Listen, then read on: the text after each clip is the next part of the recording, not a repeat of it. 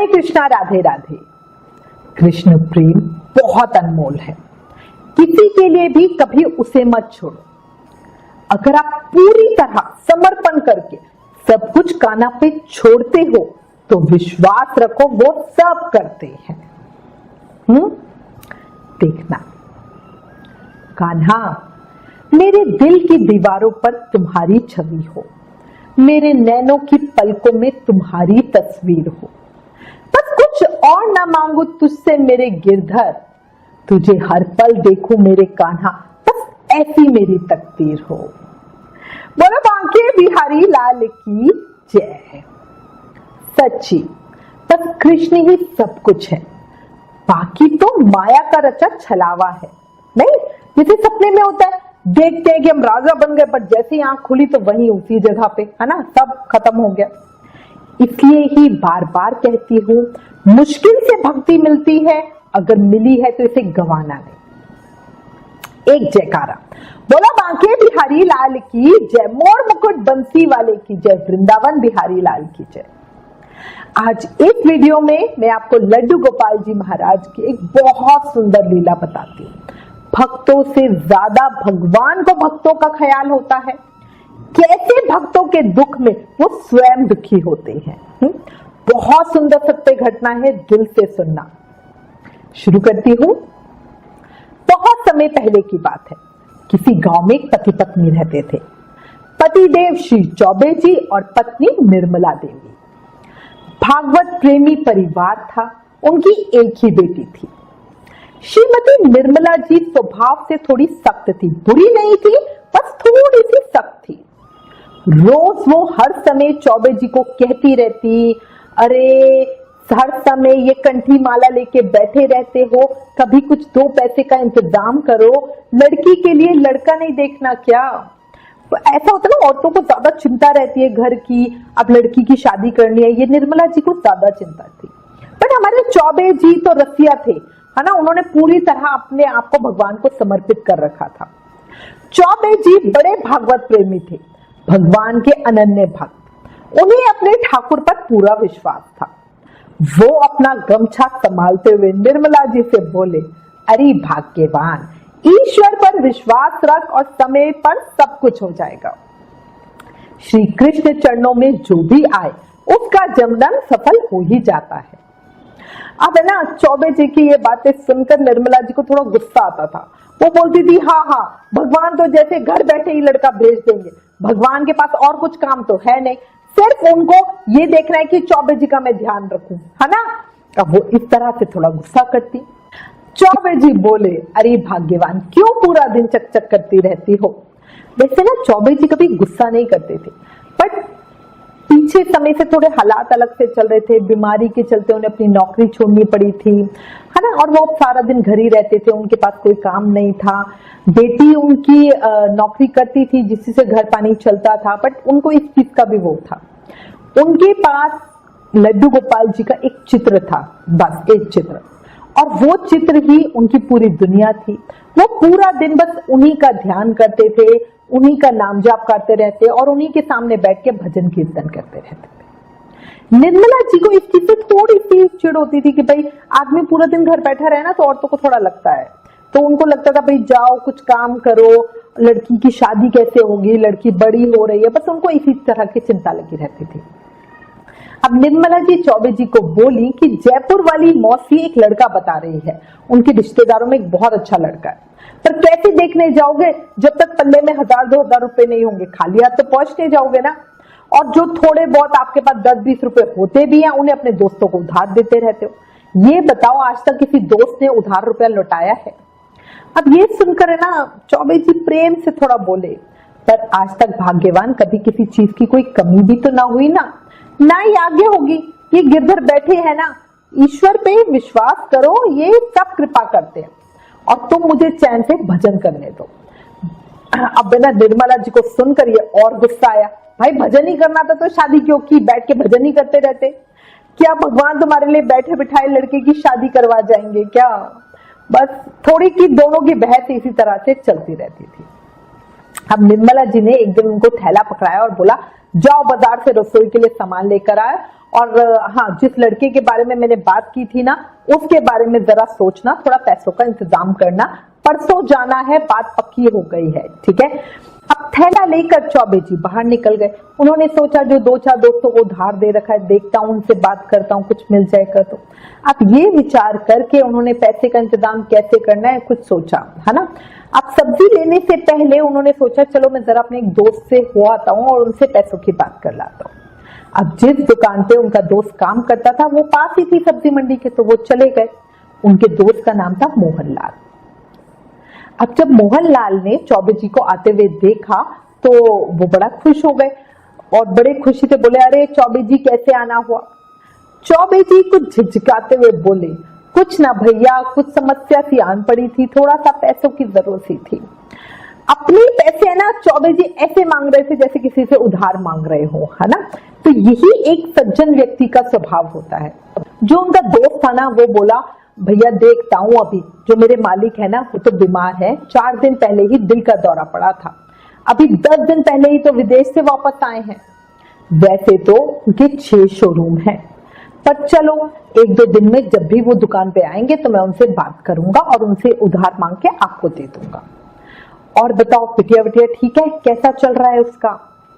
अब जो चौबे जी थे वो बात पलटते ही, हमारे जो सज्जन पुरुष होते हैं ना उनको इतना ज्यादा वो नहीं होता, वो तो बड़े गर्व से बोले, हाँ बढ़िया चल रहा है, सुबह 5 बजे जाती है, पूरे 5,000 रुपए कमाती है। अब उनका जो दोस्त था वो बोला, हाँ यार क्यों नहीं, सर्वगुण संपन्न है हमारी लाली तो। अब वो दोनों जो कैबिन से बाहर निकल ही रहे थे तो एक जगह पर चौबे जी की नजर अटक गई। वहां एक बहुत सुंदर लड्डू गोपाल जी की मूर्ति रखी थी। चौबे जी उसे अपलक देखे जा रहे थे, बिना पलक झपके, और सोच रही थी कितनी सुंदर गोपाल जी हैं। ऐसे लग रहा था जैसे गोपाल जी अभी बोल पड़ेंगे। अब जो उनका मित्र था ना मोहनलाल, उसने जरा उनका ध्यान भंग करते हुए बोला कि ये बड़े साहब ने ऑर्डर पर बनवाई है, ये बाहर से बन कर आई है, ऐसी 2 मूर्तियां बनवाई है उन्होंने। अब चौबे जी अच्छा कह के वापस आ गए। अब रास्ते भर मूर्ति की छवि चौबे जी की नजरों से ओझल ही नहीं हो रही थी, और वो उन गोपाल जी में इतना खो गए कि सब्जी उब्जी लेना भूल गए और सीधा घर की तरफ ही चलने लग गए। और वो पूरे रास्ते सोचते आ रहे, काश वो गोपाल जी उनके पास होते, कितना आनंद आता, वो प्रेम से उनकी ऐसे सेवा करते, इस तरह की पोशाक धारण कराते, इस तरह उनका श्रृंगार करते, और मैं सेवा में जलेबी चढ़ाता। मतलब हर चीज का एक विचार उनके मन में आ रहा था, और घर कब आ गया उनको पता ही नहीं चला। बस उनके मन में एक भाव था, लड्डू गोपाल जी कभी मुझे भी सेवा का मौका देना। अब सोचते सोचते चौबे जी घर ही आ गए। घर आके एकदम उन्हें सब्जी का ध्यान आया, पता था निर्मला जी अब तो बड़ा गुस्सा करेंगी। अब जब चौबे जी घर पहुंचे तो देखा वहां पे बहुत भीड़ सी लगी हुई थी, और गेट पर एक बहुत बड़ी और महंगी सी गाड़ी खड़ी थी। चौबे जी सोचने लगे, अरे घर में ही कौन आ गया और ये गाड़ी किसकी है। अब वो घर में घुसे ही कि सामने से निर्मला जी ने आकर उनका थैला हाथ से छीन लिया और मुस्कुरा के उनका थोड़ा स्वागत सा किया। अब यही चीज चौबे जी को बड़ी अजीब लग रही थी। अब वो कौन आया है चौबे जी ने पूछा, तो निर्मला जी कुछ जवाब देता थी उससे पहले ही सूट बूट में अंदर जो व्यक्ति बैठे हुए थे वो चौबे जी को देखकर हाथ जोड़कर खड़े हो गए और राधे राधे बोला। चौबे जी ने भी बड़े प्रेम से कहा, राधे राधे, आप बैठिए, पर क्षमा कीजिए मैंने आपको पहचाना नहीं। तो वो जो सज्जन व्यक्ति थे वो बोले, अरे आप कैसे पहचानोगे, हम तो पहली बार ही मिल रहे हैं। और वो बड़े शालीन व्यक्ति थे, देखने में बहुत हाई फाई लग रहे थे, बट जो उनकी वाणी थी, जो बोलने का तरीका था वो बहुत अच्छा था। अब चौबे जी ने बोला, जी कहिए मैं आपकी क्या सेवा कर सकता हूँ। तो वो बोले कि मैं आपसे कुछ मांगने के लिए आया हूँ। अब जो चौबे जी थे वो थोड़ा घबरा के बोले, मेरे से मांगने आए हो, आप सीधा सीधा बताइए भाई क्या चाहते हैं। अब वो मन में सोच भी रहे थे कि भाई इतना बड़ा आदमी मुझसे क्या चाहिए और मैं इसको क्या दे सकता हूँ। तो वो सज्जन व्यक्ति बोले, भाई साहब आज से 4 दिन पहले मैं सुबह की सैर के लिए गया था, लेकिन उस दिन मेरे साथ एक दुर्घटना हो गई। अचानक से मुझे हार्ट अटैक आ गया, आसपास कोई नहीं था मदद के लिए, ना मैं कुछ बोल पा रहा था ना कुछ कर पा रहा था। तभी एक लड़की स्कूटी पर आई, मुझे सड़क पर पड़े हुए देखकर उसने अपनी स्कूटी रोकी। अकेली वो मुझे उठा नहीं पा रही थी, फिर उसने अपनी स्कूटी से दूर की दुकान पे जाकर एक आदमी को वो बुला कर लाई। उस आदमी की मदद से उसने मुझे अपनी स्कूटी पे बिठाया और मुझे हॉस्पिटल लेकर गए। अगर थोड़ी सी भी देर हो जाती तो शायद उसी दिन मेरा अंतिम दिन होता। और वो लड़की कोई और नहीं, आपकी बेटी थी। और चौबे जी उस आदमी की बात सुनकर हैरान थे।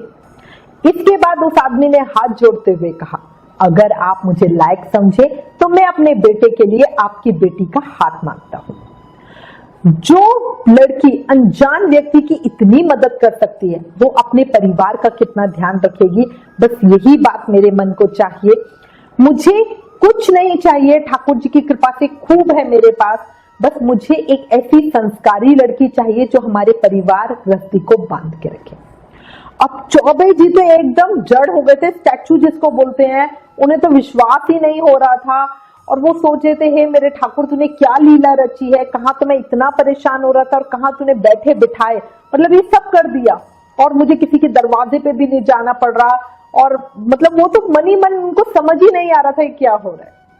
तभी जो वो सज्जन व्यक्ति थे ना, उन्होंने अपने पास एक बॉक्स सा निकाला अपने थैले में से और चौबे जी को देते हुए बोला कि ये शगुन का एक छोटा सा उपहार है, प्लीज मना मत करना।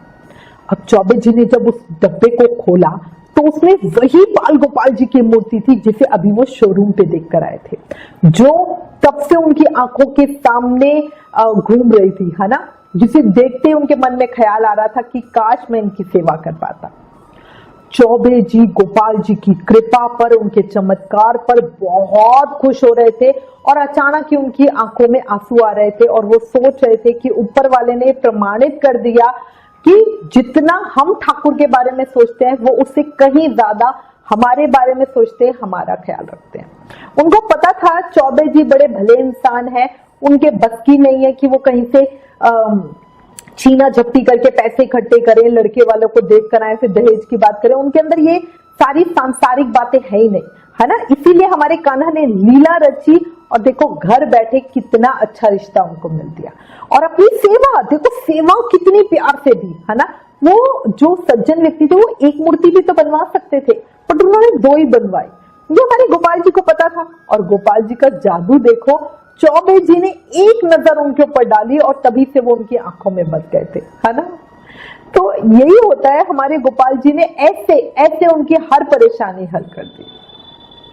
बेटी की शादी साथ साथ अपनी सेवा का मौका भी दे दिया। इसीलिए मैं कहती हूँ हर समय हर पल अपने कान्हा जी को धन्यवाद दो।